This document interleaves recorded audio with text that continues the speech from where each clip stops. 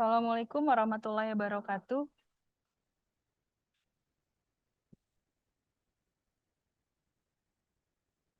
Iya, karena kami THT topik terakhir dan sudah jam makan siang, agak kami singkat nanti berdua sama Edi boleh lah ya. Kalau bisa saya 5 menit, Edi 5 menit. Dah selesai kita makan siang pulang. Iya, setuju. Misteri kan dok? Iya.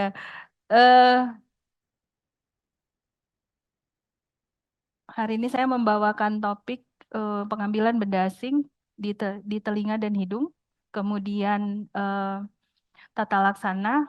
eh, Penghentian perdarahan pada hidung saja, ya.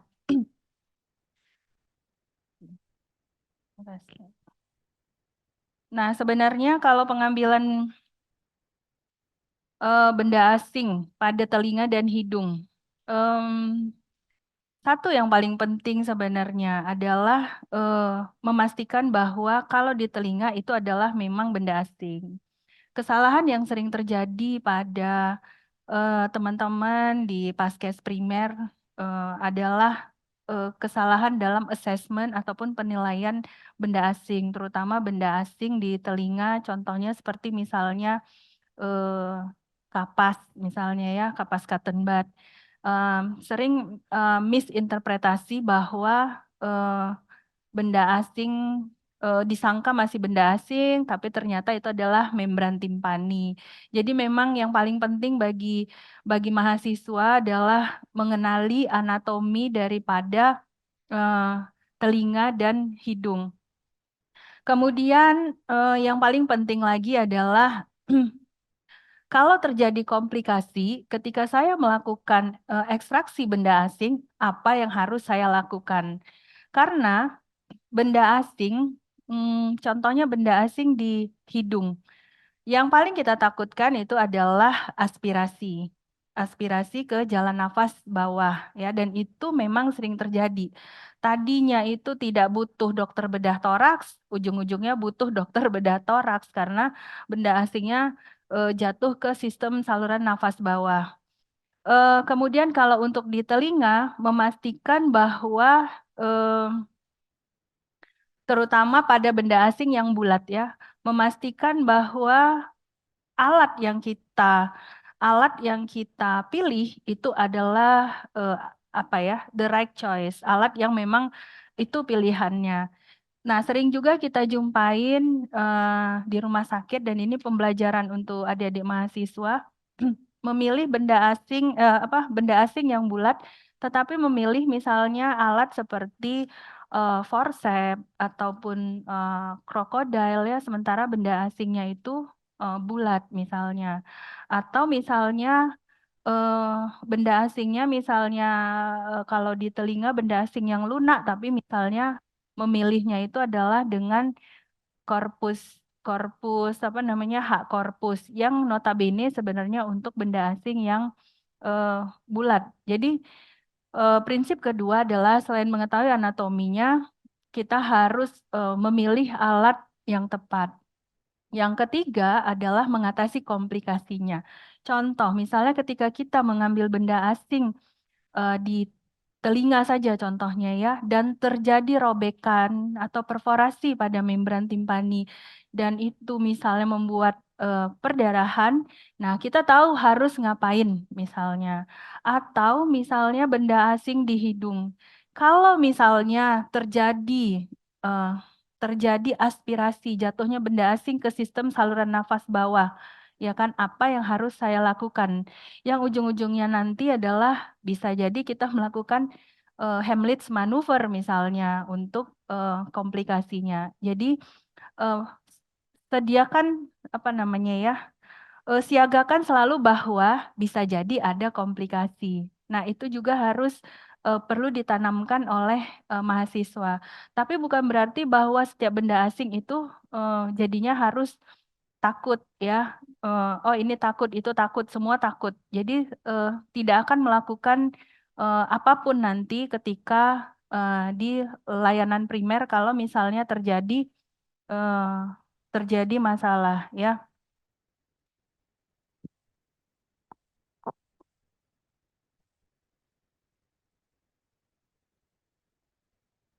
Ini pasiennya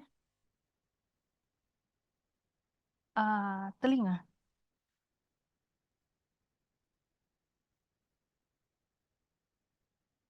Ini bisa di ini bisa di zoom.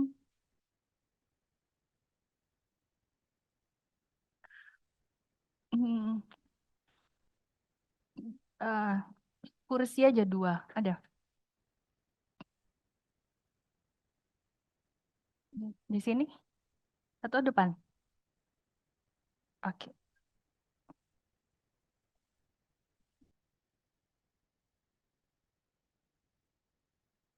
Oke, yang pertama saya ajarkan untuk adik-adik mahasiswa adalah eh, penata laksanaan benda asing yang ada di telinga. Mana pasien simulasi? Anggap ini ya, telinga kamu. Duduk. Peganglah. Oke.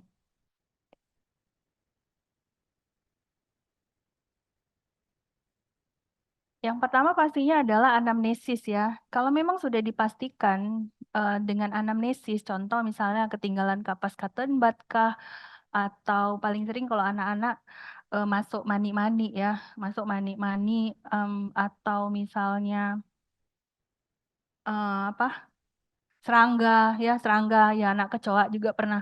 Jadi eh, perlu dipastikan dari pemeriksaan fisik dulu ya. Nah, yang paling sulit itu adalah pada anak-anak sebenarnya. Jadi saya ajarkan dulu pada orang dewasa karena pada anak-anak itu lebih lebih sulit untuk pengambilan benda asingnya ya. Nah, ini adalah telinga kiri ya. Kalau saya kalau saya eh, boleh jujur kalau misalnya pada anak memang kalau benda asingnya itu sudah diismus daripada liang telinga eh, pada anak yang nggak kooperatif memang anestesi itu pilihan yang paling baik gitu ya. Karena untuk adik-adik mahasiswa, eh, ya kecuali kalau kalau memang misalnya yakin sekali kita untuk mengambilnya tanpa membuat trauma pada membran timpani.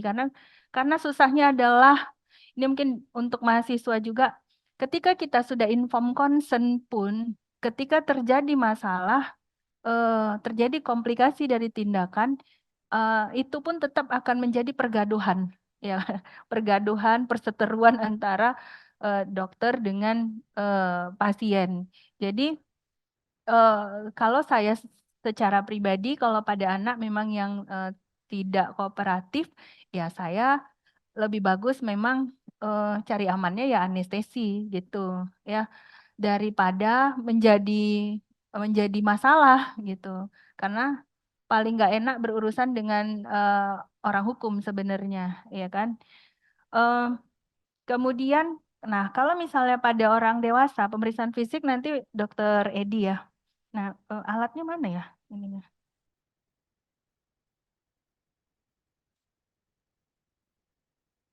Ya, asli.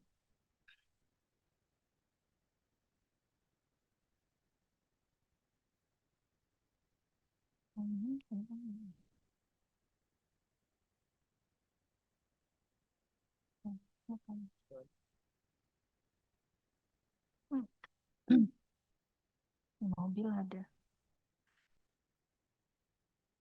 Oke, eh, ya karena ini kan simulasi ya. Kalau misalnya nantinya kalau menjalani insip atau bekerja misalnya di apa namanya di layanan primer misalnya ya, eh, mintalah alat yang memang pas untuk melakukan tindakan. Jadi ini Zoom ya kan. Nah, jadi eh, ke sini mana ininya? Oke. Jadi ini adalah mana deh? Oke. Ya, ini adalah eh, krokodil ya. Tapi sebenarnya ini adalah eh, strike forceps. Strike forceps untuk hidung. Mirip seperti mirip seperti krokodil. Krokodil itu biasanya kita pakai ukurannya pasti lebih pendek. Ini biasanya itu untuk hidung, terlalu panjang ya. Biasanya kalau untuk telinga panjangnya hanya cuma setengahnya ini, ya. Jadi memilih alat yang tepat.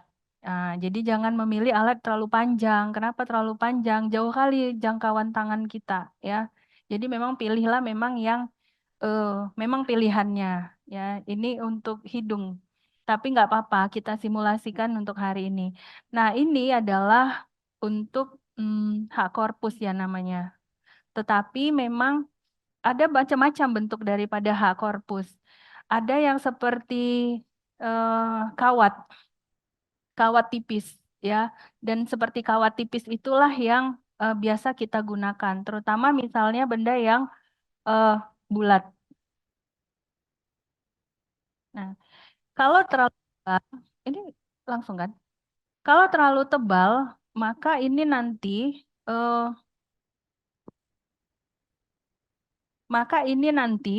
sulitnya adalah kalau alat kita terlalu tebal, sulitnya adalah nanti untuk diantar dengan liang telinga, ya. Susah masuknya. Akhirnya apa? Alat kita yang misalnya,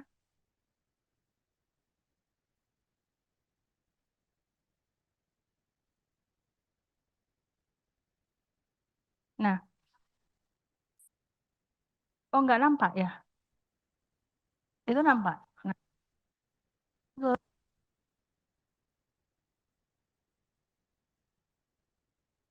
kan benda asing kalau dia bulat, ya. Itulah kenapa,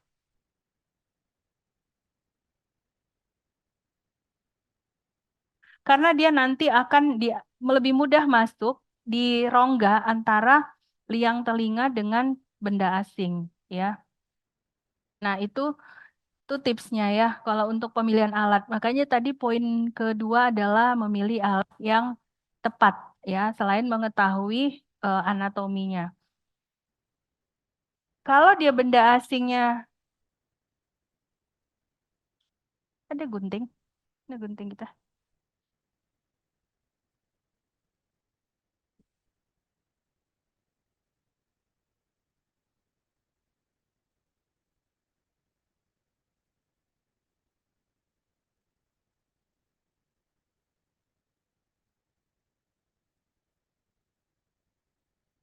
Pas.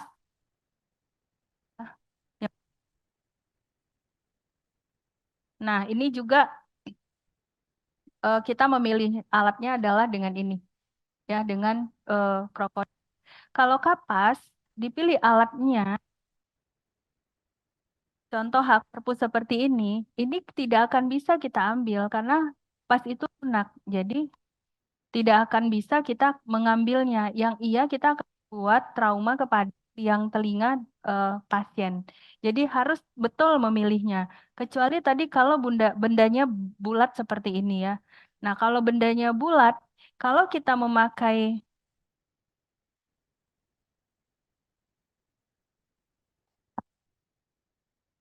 dia akan lari, terdorong ke dalam. Nah, nggak bisa dia kejepit. Bahkan misalnya kamu memilih ini sebenarnya nggak boleh ya. Ini bukan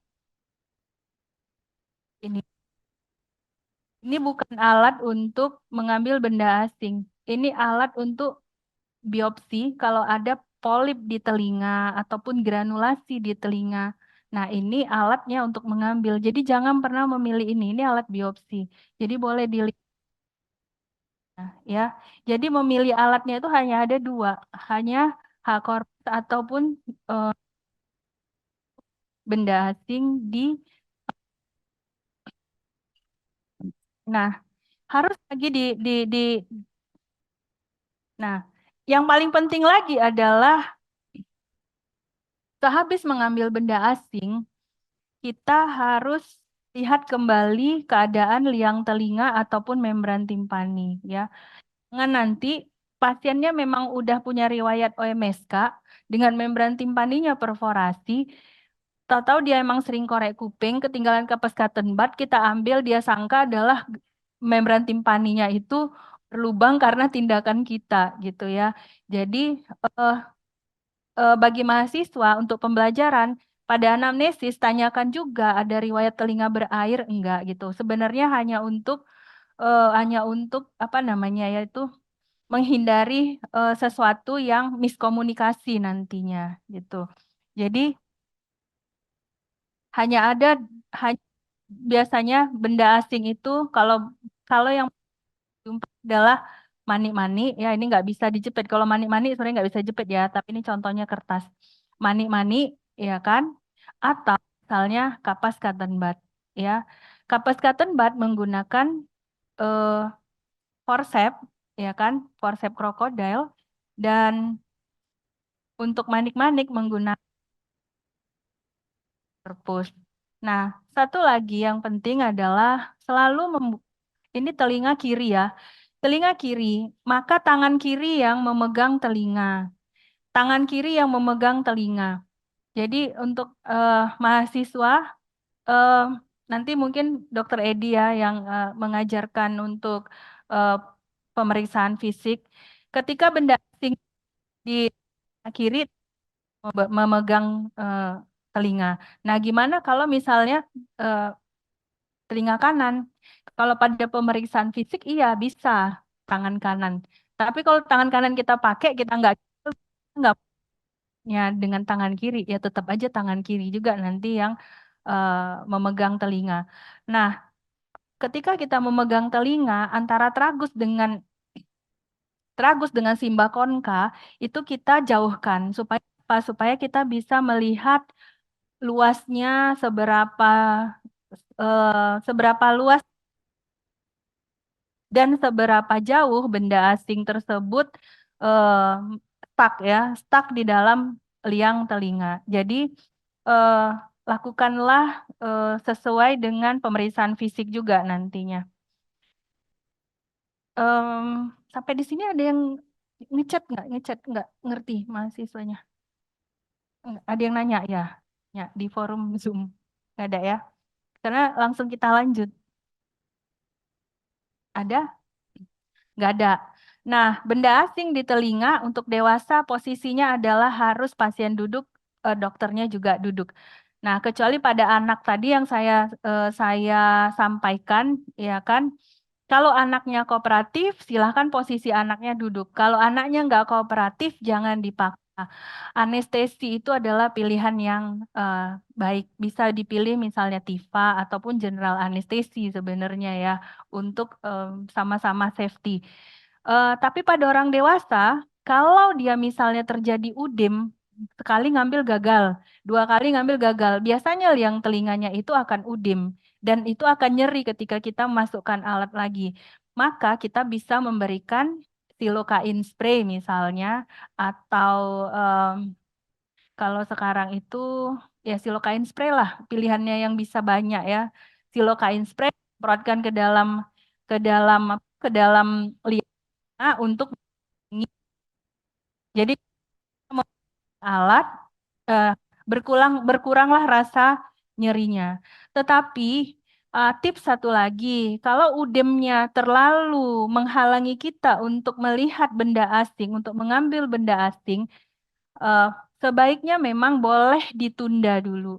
Ditunda dulu, berikanlah misalnya terapi, boleh diberikan misalnya steroid ya untuk mengurangi udemnya. Kemudian 2 hari pasien kembali lagi, kemudian kita boleh ulang lagi gitu. Jadi benda asing itu kalau di telinga bukan sesuatu yang dipaksain. Jangan nanti adik-adik di puskesmas kan nakut-nakuti kan ini harus diambil sampai berdarah-darah liang telinga orang ya kan. Nah, jangan seperti itu. Jadi boleh ditunda untuk benda asing. Bahkan benda asing di hidung sendiri, ya kan? Kalau gagal untuk melakukannya dan ragu untuk melakukannya, eh, ketika merujuk misalnya, ya kan, ke tingkat lebih atas yaitu ke dokter spesialisnya, itu pun eh, boleh dilakukan gitu. Jadi bukan sesuatu, iya dia memang emergensi untuk dikeluarkan karena setiap benda asing nanti akan eh, terjadi infeksi kan gitu. Tapi bukan berarti bahwa eh, tidak boleh ditunda untuk mendapatkan tata laksana yang lebih lebih lebih lanjut misalnya. Jadi eh, misalnya ditunda sehari, 2 hari misalnya, ya boleh gitu. Sama kayak benda asing di hidung juga gitu. Toh paling dia hanya membuat hidung tersumbat ajanya, tidak membuat masalah yang lain. Kecuali kalau dia terlalu lama bisa jadi sinusitis. Oke. Nah, selanjutnya dah benda asing di hidung di telinga selesai. Selanjutnya adalah tolong situ, Dek. Benda asing di hidung. Pangku itu, Dek. Itu.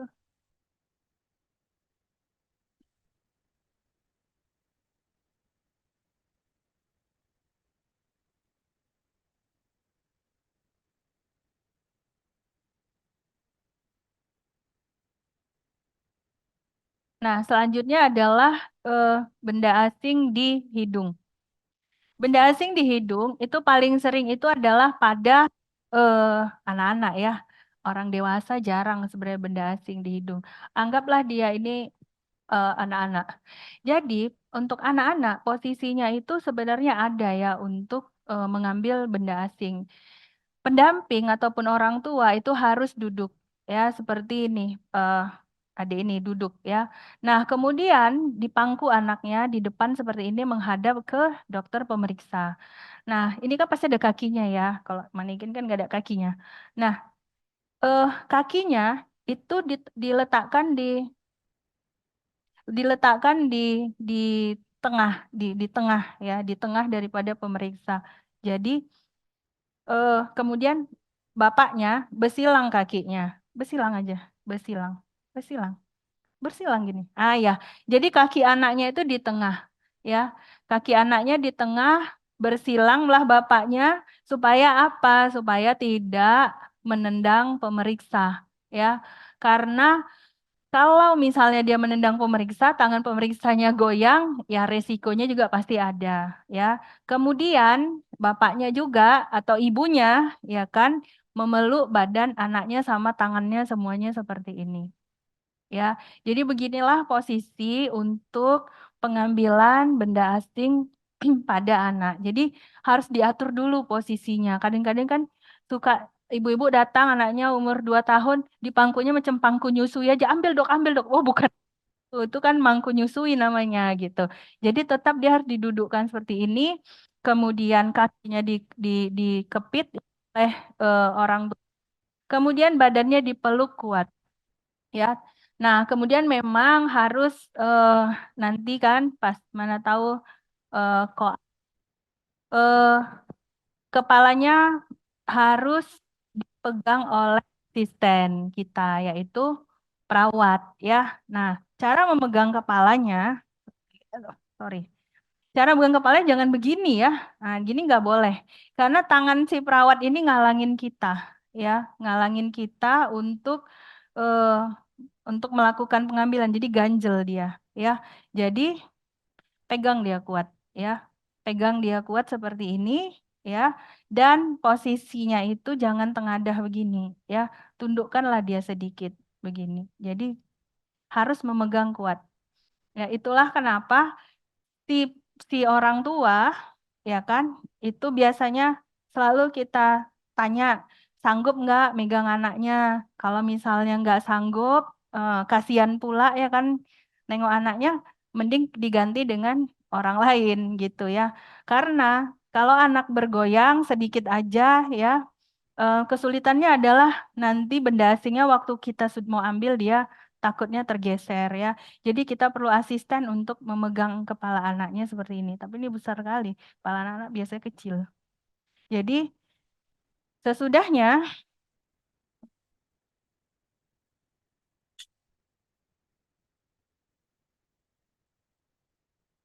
sesudahnya adalah, nah ini yang perlu juga adik-adik mahasiswa perhatikan, memilih alat yang tepat.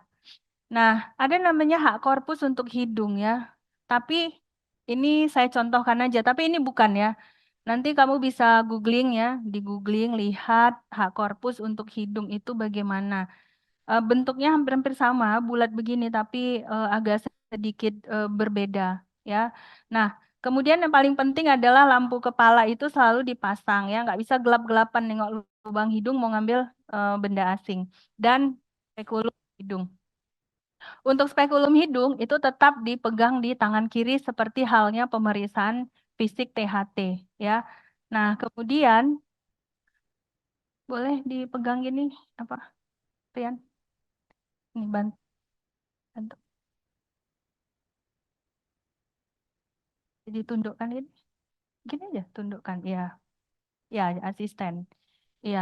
Nah, kemudian ini nampak nggak? Terlalu tenang ya, silau ya. Oke,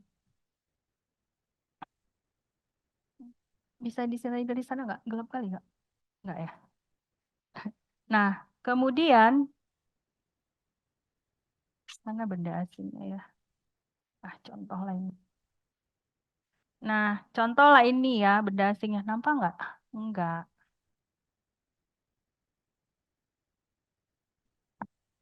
Coba dari jauh.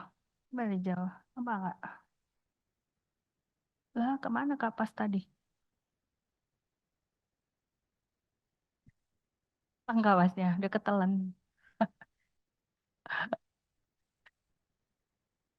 Udah hilang kapasnya.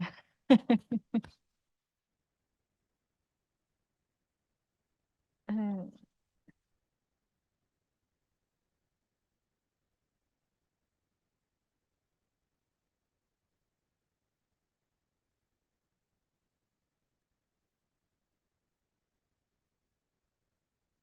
Oke.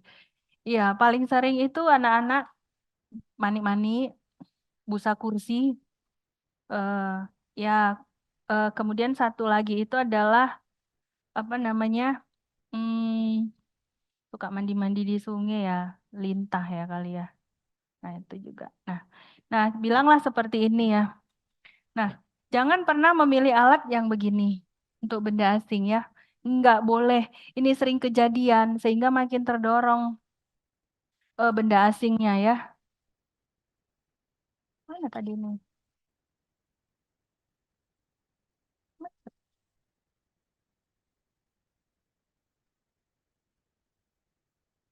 Nggak, yang tadi mana? Nah, ini. Oke. Iya. Nah, anggaplah ini benda asingnya nampak. Iya, nampak ya.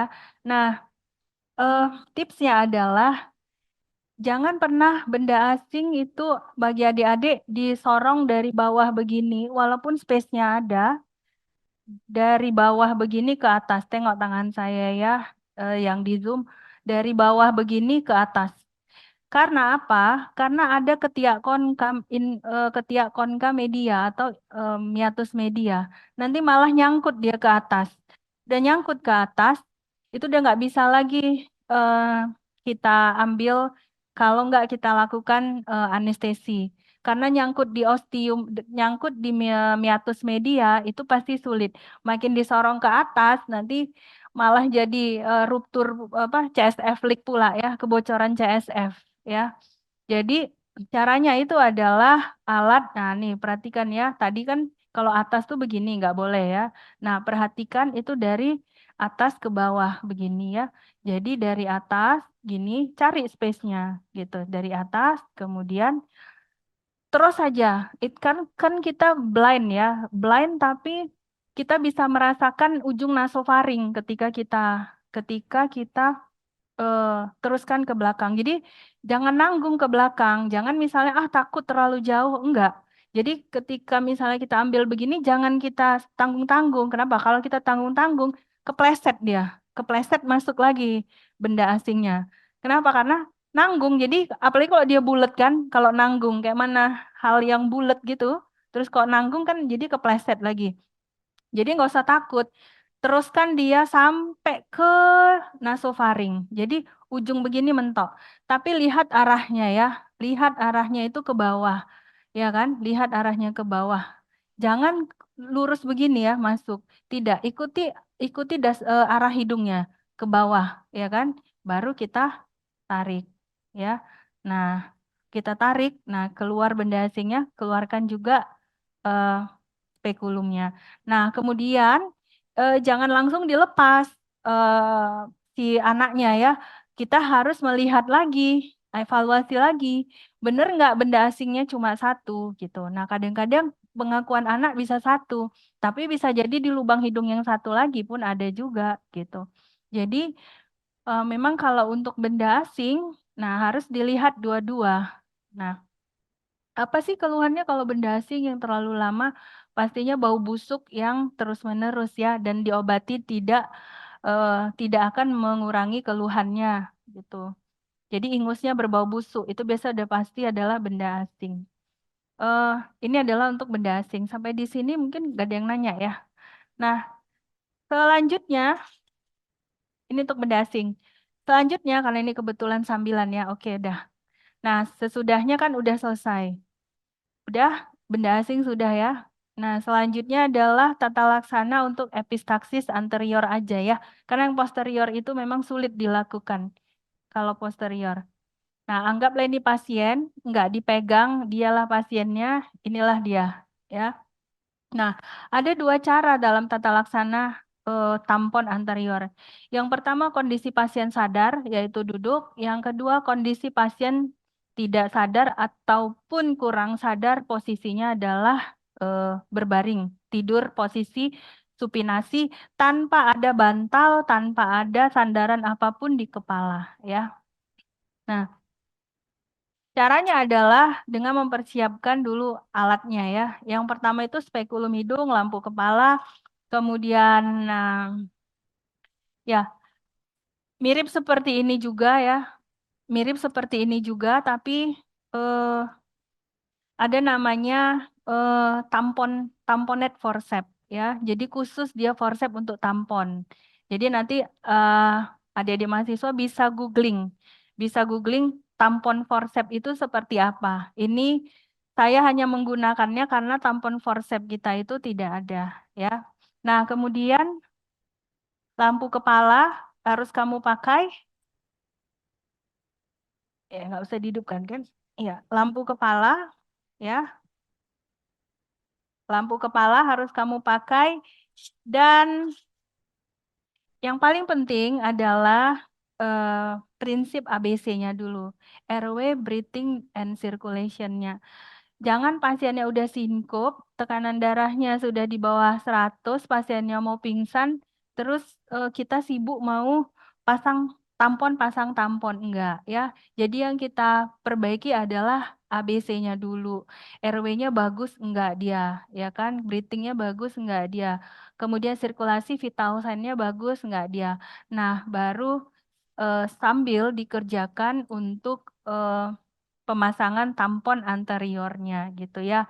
Jadi dia harus eh, komprehensif tata laksananya untuk em, pemasangan tampon ataupun epistaksis yang anterior ini. Kemudian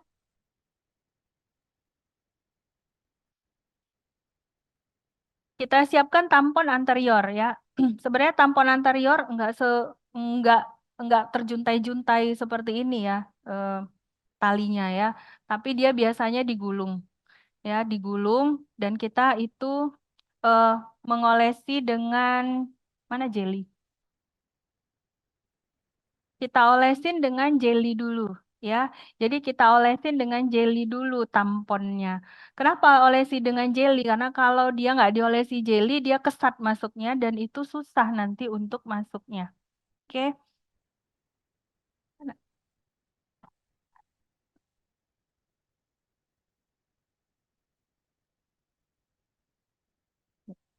Nah,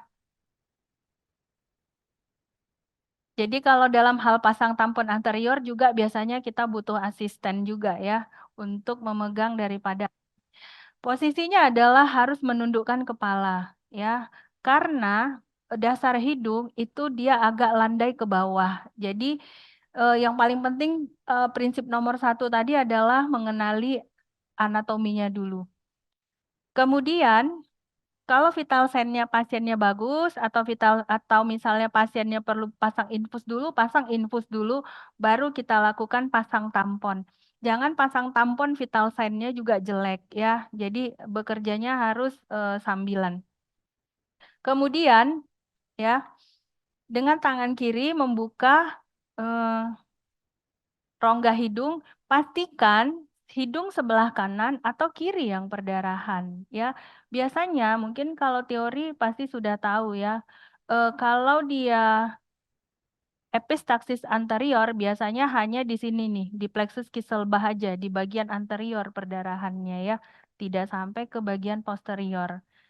Gitupun ya kan, kalau tidak jelas kanan atau kiri boleh melakukan pasang tampon pada dua-dua lubang hidung ya. Pasiennya boleh bernafas 1 kali 24 jam lewat mulut, kemudian boleh dievaluasi dengan mengeluarkan tampon kembali. Nah, kemudian untuk pemasangan tampon ya, kurang lebih 5 cm ya. Ambil dari ujungnya ya. Kemudian masukkanlah ini ke dalam rongga hidung ya. Tolong lu dari sana sinarin, Tian. Masukkan ke dalam rongga hidung ya kan. Nah, kemudian masukkan kembali sisanya. Masukkan. Nah, ikuti dasar hidung. Ikuti dasar hidung, jangan lurus ya. Jadi patokannya adalah dasar hidung. Jadi dengan mengikuti dasar hidung ya, maka kamu aman untuk melakukannya ya. Jangan lurus. Lurus nanti dia kena eh ke skalbis bisa ya, ataupun ke atas nanti ke arah eh, daripada eh, ke arah daripada fovea ethmoidalis ya. Nanti pasiennya jadi kena ke sini nih, jadi buta ya. Jadi ikuti ke dasar hidung ya. Ikuti ke dasar hidung sampai apa? Sampai penuh, sampai penuh. Nah, gimana kita tahu udah penuh?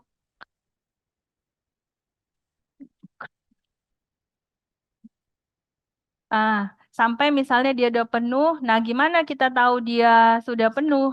Nah, kalau secara teori sih kita nggak tahu ya, karena yang penting kalau penuh dia di dalam ini udah penuh.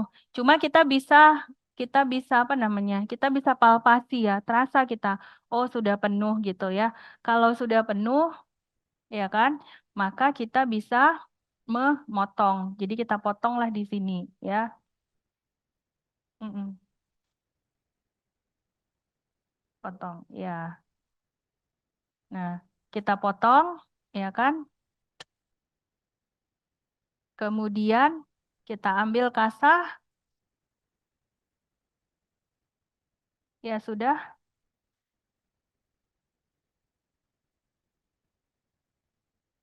potong kan?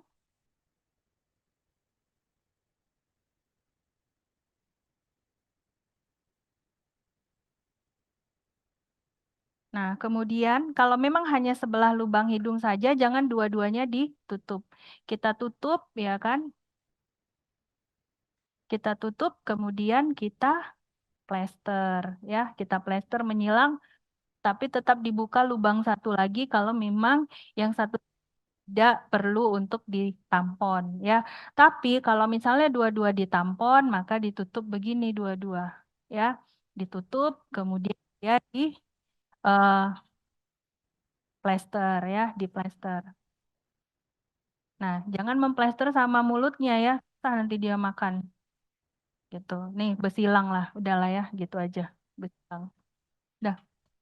Nah, kemudian paling lama evaluasi 2 kali 24 jam. Evaluasi 2 kali 24 jam. Kembali lagi untuk membuka tampon ya. Sudah 2 kali 24 jam, keluarkan tampon, ya kan? Kemudian evaluasi masih berdarah atau tidak. Kalau tidak berdarah, tidak usah lagi dipasang tampon. Nah, gimana kalau misalnya berdarah? Maka boleh kembali dipasang tampon. Yang penting maksimum 2 kali 24 jam itu harus dievaluasi. Karena bagaimanapun tampon itu kan benda asing. Setiap benda asing akan menimbulkan reaksi inflamasi lokal. Ujung-ujungnya nanti adanya pus di rongga hidung dan itu mengakibatkan terjadinya sinusitis akut sebagai komplikasinya.